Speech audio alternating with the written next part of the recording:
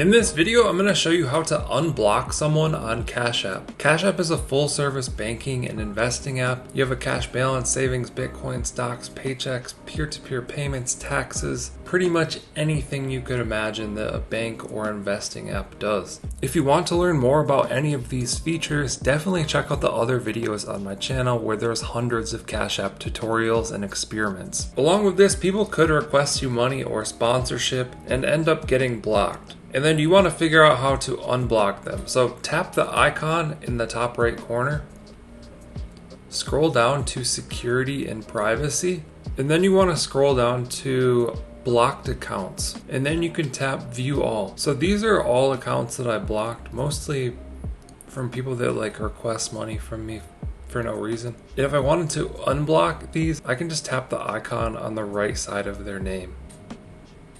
So I just unblocked this person, tap done. That's how to unblock people on Cash App. Hope you guys enjoyed this video, found it helpful. Let us know what you think down in the comments below. Like and subscribe if you want to see more videos like this. Thank you guys for watching. I'll catch you in the next one.